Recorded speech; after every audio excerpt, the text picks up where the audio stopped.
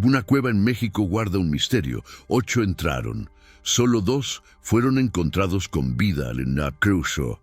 Bloque 1-00-1030. 8 personas descendieron a las profundidades de una cueva en México en marzo de 2003. Solo 2 regresaron con vida. Y lo que trajeron consigo cambió para siempre la forma en que entendemos lo que puede esconderse bajo la tierra.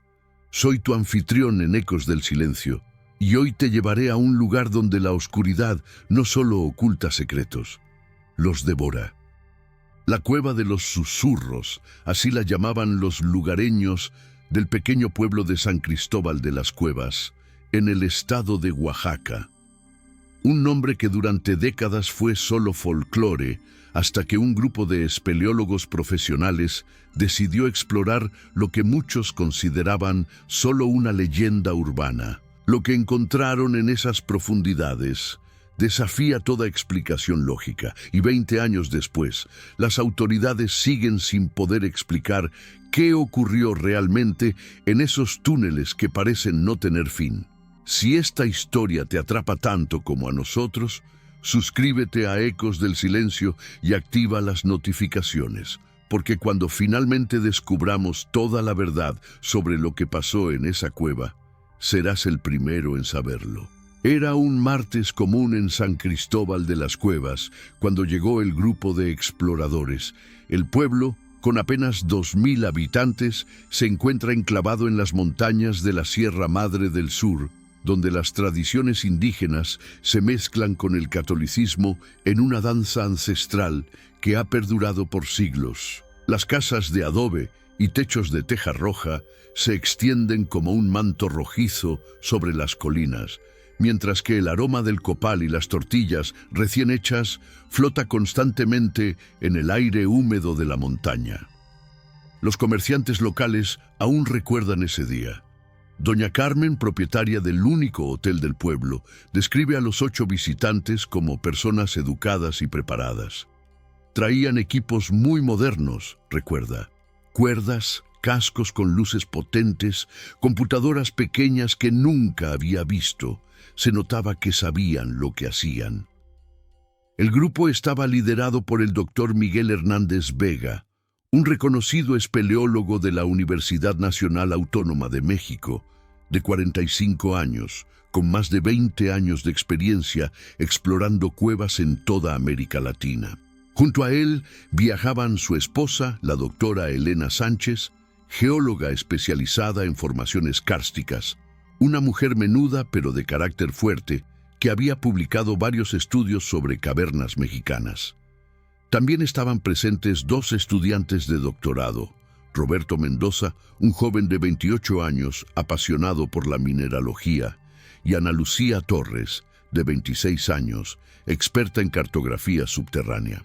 Los completaban 4 espeleólogos experimentados, los hermanos Ramírez, Carlos y Javier, de 32 y 35 años respectivamente, conocidos por sus exploraciones en Yucatán. María del Carmen Vázquez, una veterana exploradora de 40 años que había descubierto varias cuevas en Chiapas. Y finalmente David Núñez, fotógrafo especializado en documentación de cavernas, de apenas 30 años, pero con un currículum impresionante. La Cueva de los Susurros había sido descubierta oficialmente en 1987 por un pastor que buscaba una cabra extraviada. Sin embargo, los ancianos del pueblo aseguran que su existencia era conocida desde tiempos prehispánicos. Nuestros abuelos decían que era la entrada al Mictlán, cuenta don Aurelio, de 89 años, el habitante más longevo del lugar, que ahí vivían los espíritus de los que no podían descansar. Por eso nunca nos acercábamos. La entrada principal de la cueva se encuentra a 3 kilómetros del pueblo, siguiendo un sendero serpenteante que atraviesa un bosque de encinos y pinos. Es una abertura modesta, de apenas 2 metros de ancho por 3 de alto, casi oculta entre la vegetación y las rocas calizas. Lo que la hace especial no es su entrada, sino lo que los estudios preliminares habían revelado: un sistema de túneles que se extendía por más de 15 kilómetros bajo la montaña, con cámaras de dimensiones catedralicias y formaciones geológicas únicas en México. El doctor Hernández había llegado a San Cristóbal después de 2 años de preparativos. Los estudios topográficos indicaban que la cueva tenía al menos 5 niveles diferentes, con profundidades que alcanzaban los 200 metros bajo tierra. Era el hallazgo de su vida, recuerda su hermano, el ingeniero Luis Hernández. Miguel había soñado con explorar una cueva virgen de esas dimensiones. Decía que podía cambiar todo lo que sabíamos sobre las formaciones kársticas en México. Los preparativos habían sido meticulosos. El equipo había traído más de 500 metros de cuerda estática, sistemas de anclaje de última generación, equipos de comunicación por radio, lámparas de respaldo, provisiones para 5 días, equipos de primeros auxilios y hasta un desfibrilador portátil. También portaban instrumentos científicos, medidores de gases, termómetros de precisión, barómetros, equipos para tomar muestras de agua y minerales y cámaras especializadas para documentar cada metro del recorrido. La planificación había considerado todos los riesgos conocidos: desprendimientos, inundaciones súbitas, pérdida de orientación, lesiones por caídas, hipotermia y la presencia de gases tóxicos. Lo que no habían planificado era enfrentarse a algo que desafiara las leyes de la física y la lógica humana. Durante los 3 días previos a la exploración, el grupo realizó estudios preliminares de la entrada y los primeros 100 metros de túneles. Elena documentó la composición geológica, Roberto recolectó muestras minerales, Ana Lucía elaboró mapas detallados de la topografía inicial y David fotografió cada formación rocosa con precisión milimétrica. Todo parecía normal, incluso rutinario para exploradores de su calibre. Los hermanos Ramírez instalaron las primeras líneas de vida y realizaron mediciones de gases. Los niveles de oxígeno eran normales, no había presencia de monóxido de carbono ni metano, y la temperatura se mantenía constante en 16 grados centígrados. María del Carmen probó los equipos de comunicación y estableció un protocolo de contacto cada 2 horas con la superficie. David Núñez preparó su equipo fotográfico y de video, emocionado por la oportunidad de documentar lo que podría ser una de las cavernas más espectaculares de América. Tabloque 2, 10:30, 21:0. El clima en San Cristóbal era perfecto esa mañana del 15 de marzo de 2003. Una ligera brisa movía las hojas de los encinos mientras el sol apenas comenzaba a filtrarse entre las montañas. La temperatura rondaba los 12 grados, ideal para una exploración que los mantendría bajo tierra durante todo el día. Los 8 exploradores desayunaron temprano en el pequeño comedor del hotel, revisando por última vez los mapas y los protocolos de seguridad. Sin embargo, desde esa misma mañana, algunos habitantes del pueblo comenzaron a notar señales extrañas. Doña Esperanza, que vivía más cerca del sendero que llevaba a la cueva, reportó que sus gallinas no habían salido del gallinero y que su perro había estado aullando toda la noche. Nunca lo había visto así, comentó. Parecía que veía algo que nosotros no podíamos ver. Don Aurelio, por su parte, mencionó que había sentido pequeños temblores durante la madrugada, tan sutiles que pensó que eran producto de su edad avanzada. El doctor Hernández había establecido un campamento base temporal en la entrada de la cueva. Allí dejaron provisiones adicionales, un radio de largo alcance para comunicarse con el pueblo y equipo de emergencia. El plan era simple pero profesional. Explorar los primeros 500 metros durante la primera jornada, establecer puntos de referencia cada 50 metros, documentar todas las formaciones significativas y regresar antes del atardecer. A las 8:30 de la mañana, los 8 exploradores descendieron por la entrada principal. El último contacto por radio con la superficie fue registrado a las 9:15 am, cuando Miguel Hernández reportó que habían alcanzado los 150 metros de profundidad sin incidentes. Todo normal, fueron sus últimas palabras registradas. Las formaciones son espectaculares. Elena está emocionada con las estalactitas. Continuamos según el plan. Los primeros túneles de la Cueva de los Susurros son relativamente amplios, con techos que alcanzan los 5 metros de altura en algunas secciones. Las paredes están cubiertas de formaciones calcáreas que crean patrones caprichosos bajo la luz de las lámparas. El sonido de gotas cayendo constantemente crea una sinfonía natural que, según los pocos exploradores que han estado allí, puede resultar hipnótica después de varias horas. Elena había quedado fascinada por la pureza de las formaciones. Sus notas, encontradas posteriormente, describen estalactitas y estalagmitas de una perfección poco común, así como cortinas de calcita que creaban verdaderas catedrales naturales. La composición mineral es única, escribió en su libreta. Los niveles de calcio y magnesio sugieren una formación de millones de años, pero las estructuras parecen casi deliberadas, como si hubieran sido diseñadas. Roberto Mendoza había comenzado a recolectar muestras desde los primeros metros. Sus registros indican que encontró cristales de calcita de una pureza excepcional, algunos con formaciones internas que no había visto antes en ninguna otra cueva.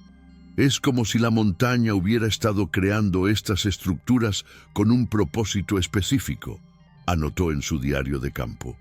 Los patrones de crecimiento no siguen las reglas geológicas normales. Ana Lucía Torres trabajaba meticulosamente en la cartografía del sistema. Sus mapas preliminares mostraban una complejidad arquitectónica sorprendente, con túneles que se ramificaban de manera aparentemente caótica, pero que, al observarlos en conjunto, parecían seguir un patrón matemático. Es como un laberinto, escribió, pero un laberinto con lógica. Cada túnel lleva a otro, pero siempre hay una ruta de regreso clara. Es demasiado perfecto para ser natural. Los hermanos Ramírez se encargaban de la seguridad, instalando anclajes y cuerdas de vida cada pocos metros. Carlos, el mayor, había notado algo peculiar en las corrientes de aire dentro de la cueva. El flujo no es normal, anotó en su registro. El aire parece moverse en círculos, como si hubiera un sistema de ventilación artificial. Pero eso es imposible a esta profundidad. Javier Ramírez, por su parte, había comenzado a documentar anomalías en la temperatura. Sus mediciones mostraban variaciones de hasta 5 grados entre túneles adyacentes sin una explicación lógica. En algunos pasajes hace más frío de lo que debería, escribió. Y en otros, el aire está notablemente más caliente. Es como si hubiera fuentes de calor ocultas. María del Carmen Vázquez estaba a cargo de las comunicaciones y la logística. Sus últimas anotaciones describen una creciente dificultad para mantener contacto por radio con la superficie. Las señales se debilitan más rápido de lo normal, registró. A los 200 metros ya casi no hay comunicación. Es extraño, porque en otras cuevas de características similares no había tenido este problema. David Núñez documentaba cada metro con su cámara y equipo de video. Sus últimas fotografías, recuperadas posteriormente de su cámara digital, muestran formaciones de una belleza extraordinaria, pero también algo inquietante. En varias imágenes aparecen sombras que no corresponden con las fuentes de luz utilizadas, como si hubiera elementos en la cueva que proyectaran sombras propias. El grupo había avanzado aproximadamente 300 metros cuando comenzaron a notar los primeros signos verdaderamente extraños. Según los testimonios posteriores de los dos supervivientes, Las formaciones de las paredes comenzaron a cambiar de manera sutil pero perceptible. Las estalactitas parecían más simétricas. Las cortinas de calcita creaban patrones que recordaban a jeroglíficos y el eco de sus voces producía resonancias inusuales. Era como si la cueva estuviera viva, describe Roberto Mendoza, uno de los dos supervivientes. No sabría explicarlo de otra manera. Las rocas parecían responder a nuestra presencia, no de manera obvia, sino de forma sutil. Los sonidos cambiaban, las corrientes de aire se modificaban, incluso la temperatura fluctuaba cuando pasábamos cerca de ciertas formaciones. Elena Sánchez, la otra superviviente, recuerda que aproximadamente a los 350 metros de profundidad encontraron la primera cámara verdaderamente grande. Era circular, con un diámetro de aproximadamente 30 metros y una altura de 15 metros, describe. En el centro había una formación que parecía un altar natural, rodeado de estalactitas que caían como cortinas. Pero lo más extraño es que las paredes estaban cubiertas de formaciones que parecían petroglifos naturales. Fue en esa cámara donde el grupo decidió tomar un descanso y almorzar. David aprovechó para tomar fotografías extensas, mientras Ana Lucía trabajaba en mapear la complejidad arquitectónica del espacio. Roberto recolectó muestras del altar central, notando que la composición mineral era diferente a todo lo que habían encontrado hasta ese momento. Los hermanos Ramírez exploraron los túneles que se ramificaban desde la cámara principal. Encontraron al menos 6 pasajes diferentes, cada uno con características únicas. Algunos descendían abruptamente, otros se mantenían horizontales, y uno parecía ascender ligeramente. Era como estar en el centro de una rueda, describe Carlos Ramírez en su testimonio. Todos los túneles convergían en esa cámara, como si hubiera sido diseñada para ser un punto de encuentro. Bloque 3, 21 Celsius, 31:30. Después del almuerzo, el grupo se dividió en 2 equipos para explorar de manera más eficiente. Miguel Hernández lideró a Ana Lucía, María del Carmen y David por el túnel que descendía más pronunciadamente hacia el este. Elena Sánchez tomó el comando del segundo grupo, compuesto por Roberto y los hermanos Ramírez, para explorar el pasaje horizontal que se extendía hacia el norte. Esta decisión, aparentemente rutinaria y profesional, sería el punto de no retorno para 6 de los 8 exploradores.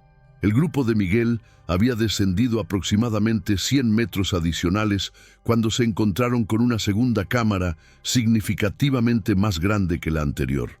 Era colosal, recuerda Elena, quien más tarde escucharía las descripciones por radio. Miguel describía una caverna de proporciones catedralicias, con formaciones que desafiaban toda explicación geológica. Decía que parecía construida, no formada naturalmente.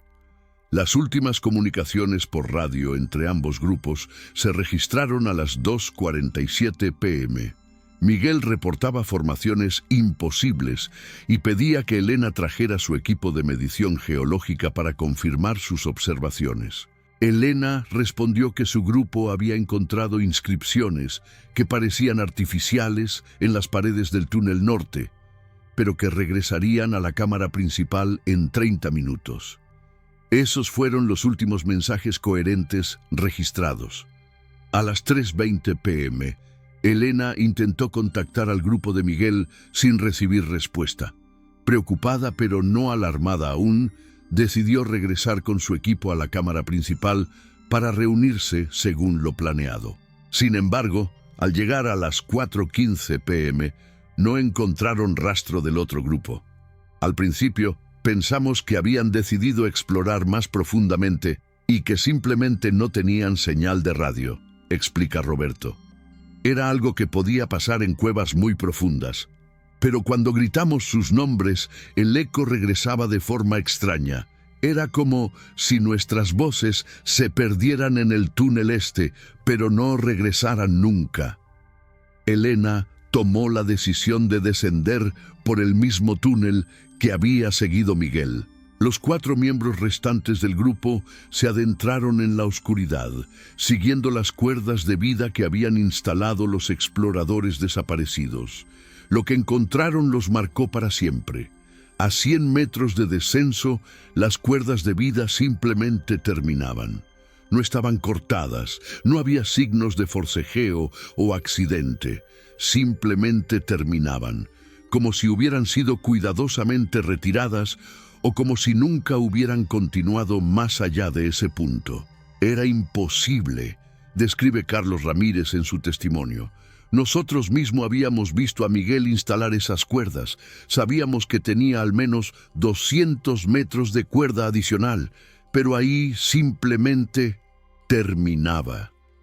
Más inquietante aún era el hecho de que no había ninguna señal de los 4 exploradores desaparecidos. Sus lámparas de respaldo, que debían haber estado encendidas, no se veían en ninguna parte. Sus voces no respondían a los gritos desesperados del grupo de Elena. Era como si hubieran simplemente desaparecido de la existencia. Elena tomó la decisión más difícil de su carrera profesional: regresar a la superficie para buscar ayuda. Sabía que algo terrible había pasado, recuerda. No era un accidente normal. No había explicación lógica para lo que habíamos encontrado. Pero también sabía que si nosotros 4 también desaparecíamos, nadie sabría nunca qué había pasado con Miguel y los otros. El ascenso de regreso fue una pesadilla. Roberto describe sensaciones de estar siendo seguidos, de escuchar voces que los llamaban desde los túneles laterales, de ver luces que se movían en la distancia. Elena nos mantuvo enfocados, recuerda.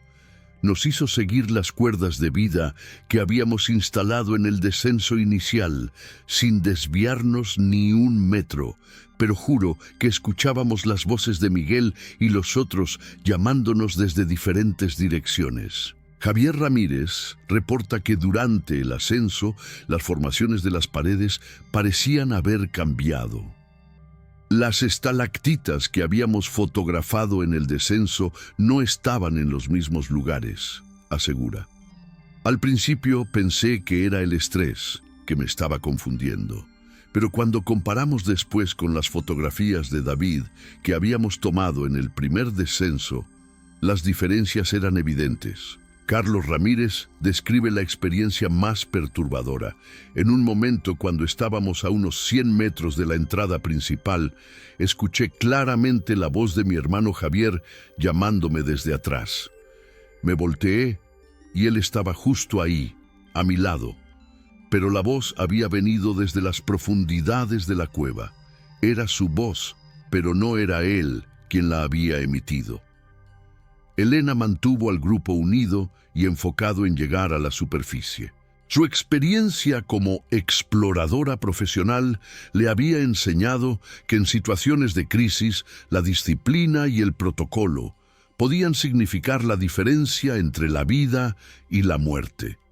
Sin embargo, incluso ella admite que durante esos momentos experimentó fenómenos que no puede explicar racionalmente. Llegaron a la entrada de la cueva a las 7:30 p.m., 3 horas después de lo planeado y 4 horas después de perder contacto con el grupo de Miguel.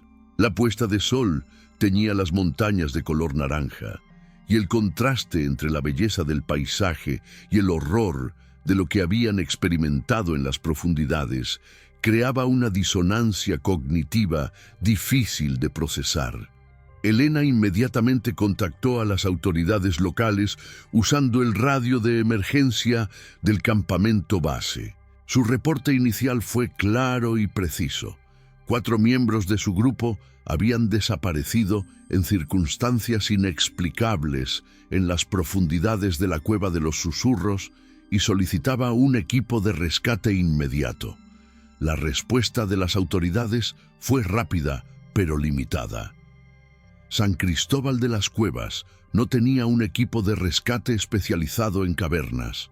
El grupo de rescate más cercano estaba en la capital del estado, a 6 horas de distancia por carretera de montaña. Llegarían al amanecer del día siguiente. Esa noche, Elena, Roberto y los hermanos Ramírez montaron guardia en la entrada de la cueva. Ninguno de ellos pudo dormir. Reportan haber escuchado sonidos provenientes de las profundidades, voces lejanas, ecos metálicos y ocasionalmente lo que parecían ser gritos de auxilio.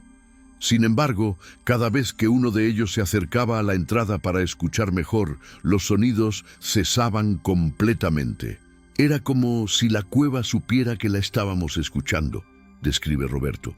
Los sonidos se producían solo cuando estábamos distraídos o hablando entre nosotros.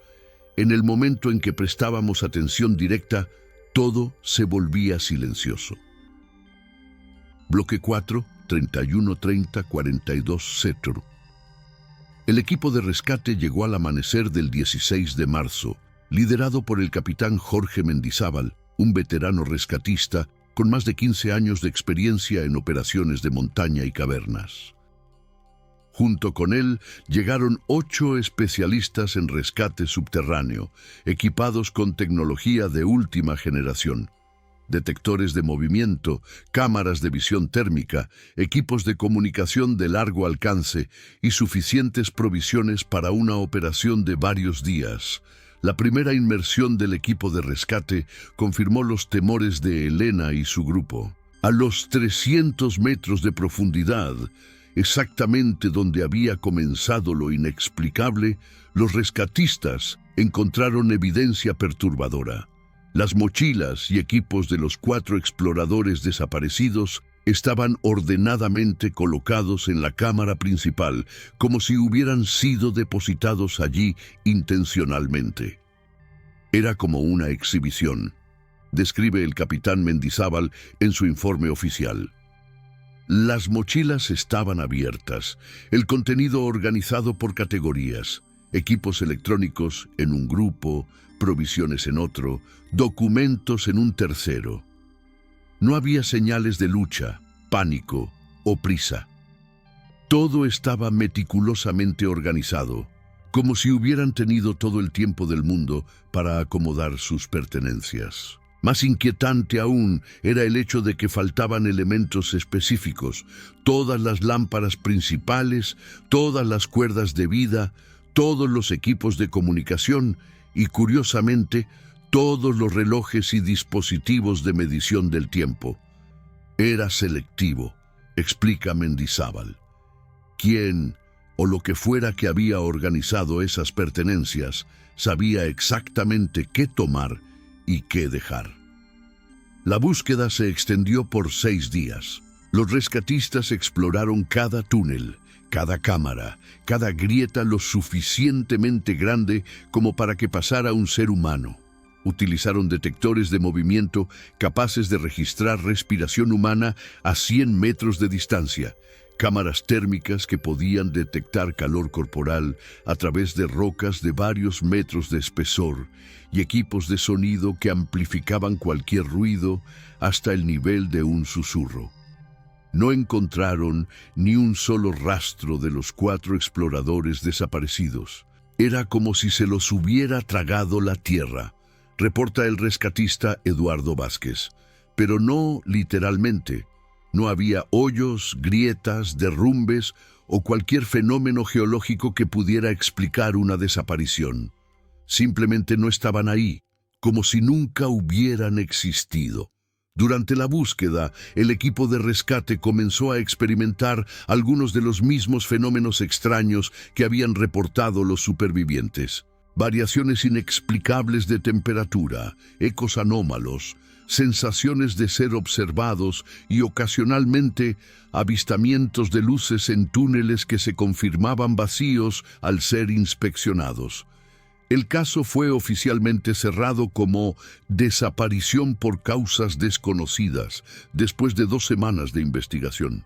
Las familias de los desaparecidos recibieron el estatus legal de desaparecidos presumiblemente fallecidos, pero nunca se encontraron cuerpos ni evidencia definitiva de qué había ocurrido en las profundidades de la Cueva de los Susurros. Elena Sánchez y Roberto Mendoza regresaron a sus vidas normales, pero ambos dejaron la espeleología profesional. Los hermanos Ramírez se mudaron a otra ciudad y nunca volvieron a hablar públicamente del incidente. La cueva fue oficialmente cerrada al público y el gobierno local instaló una cerca y señalizaciones de peligro alrededor del área.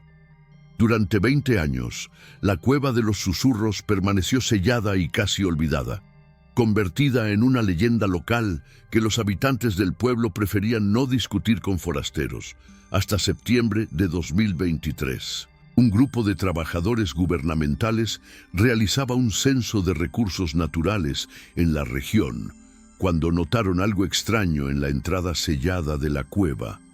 Había señales recientes de actividad.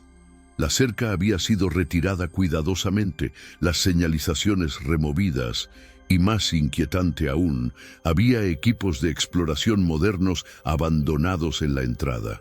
La investigación reveló que alguien había estado accediendo regularmente a la cueva durante los últimos 2 años. No se trataba de exploradores casuales o aventureros irresponsables. Los equipos encontrados eran de grado profesional, y las modificaciones hechas a la entrada sugerían conocimiento especializado en espeleología. Entre los equipos abandonados, los investigadores encontraron una cámara digital con más de 300 fotografías de las profundidades de la cueva. Las imágenes mostraban túneles que no habían sido documentados en 2003, cámaras de dimensiones extraordinarias y formaciones que parecían haber cambiado o crecido en los 20 años transcurridos. Pero la fotografía más impactante se encontraba en los últimos archivos de la cámara. La imagen borrosa pero inconfundible de una figura humana en las profundidades de la cueva, en un túnel que los rescatistas habían explorado exhaustivamente en 2003 y que habían confirmado como un callejón sin salida. La figura en la fotografía llevaba ropa que coincidía con las descripciones de la vestimenta que usaba David Núñez el día de su desaparición. Las autoridades inmediatamente organizaron una nueva expedición de rescate. Sin embargo, cuando el equipo descendió a la cueva 3 días después, encontraron que todos los túneles más allá de los primeros 200 metros habían colapsado aparentemente de forma natural, bloqueando completamente el acceso a las profundidades donde habían desaparecido los exploradores originales. Los análisis geológicos posteriores determinaron que el colapso había ocurrido recientemente, probablemente en las últimas semanas. Sin embargo, no se habían registrado actividades sísmicas en la región y no había una explicación lógica para un derrumbe tan extenso y selectivo. La investigación oficial concluyó que personas no identificadas habían estado accediendo ilegalmente a la cueva, posiblemente buscadores de tesoros o exploradores aficionados, y que el colapso había sido provocado accidentalmente por sus actividades. Sin embargo, los habitantes de San Cristóbal de las Cuevas tienen sus propias teorías. Don Aurelio, ahora de 109 años y uno de los pocos que recuerda las leyendas ancestrales sobre la cueva, ofrece una explicación diferente. Los que entraron hace 20 años siguen ahí abajo y siguen explorando. La cueva los tiene, pero de vez en cuando los deja salir para traer más compañía. Elena Sánchez, cuando fue contactada para comentar sobre los hallazgos recientes, se negó a dar declaraciones extensas. Sin embargo, en una breve conversación telefónica, mencionó algo que hace reflexionar. Roberto y yo sabemos que algo nos siguió cuando salimos de la cueva ese día. Nunca hablamos de ello, pero ambos lo sabíamos. La pregunta no es qué les pasó a Miguel y los otros. La pregunta es, ¿realmente salimos todos los que creíamos haber salido? Hoy, la Cueva de los Susurros permanece sellada indefinidamente. Las nuevas medidas de seguridad incluyen sensores de movimiento y cámaras de vigilancia que monitorearán cualquier actividad en el área las 24 horas del día. Sin embargo, los guardias de seguridad reportan regularmente anomalías en los sistemas. Activaciones sin causa aparente, grabaciones que muestran luces moviéndose en áreas donde no debería haber nadie, y ocasionalmente sonidos captados por los micrófonos que parecen ser voces humanas provenientes de bajo tierra. ¿Qué ocurrió realmente en las profundidades de la Cueva de los Susurros? ¿Los 4 exploradores encontraron algo que no debían haber encontrado? ¿O algo los encontró a ellos? Y quizás más inquietante, si realmente hubo actividad en la cueva durante los últimos años, ¿quién la estaba realizando? Las respuestas pueden estar enterradas para siempre en esos túneles colapsados, o quizás, como sugieren las leyendas locales, siguen explorando en la oscuridad, esperando el momento adecuado para revelar sus secretos al mundo de la superficie. Si esta historia te ha fascinado tanto como a nosotros en Ecos del Silencio, compártela con alguien que aprecie los misterios reales. Dale like si crees que hay más de lo que las autoridades nos han contado y suscríbete porque seguimos investigando. Porque cuando finalmente descubramos qué secretos siguen ocultos en las profundidades de México, tú serás el primero en conocer la verdad. La Cueva de los Susurros guarda sus secretos celosamente, pero nosotros no nos rendimos. En Ecos del Silencio, creemos que cada desaparición tiene una historia que contar y que la verdad, por más perturbadora que sea, merece ser conocida. ¿Tú qué piensas? ¿Los exploradores encontraron algo que cambió las reglas de la realidad o la realidad misma es diferente en las profundidades de esa cueva? Déjanos tu teoría en los comentarios, porque tu perspectiva podría ser la clave que necesitamos para resolver este misterio de una vez por todas. Hasta la próxima exploración en los rincones más oscuros de lo inexplicable. Soy tu guía en Ecos del Silencio, y recuerda, algunos secretos están enterrados por una razón. Pero eso nunca nos ha detenido.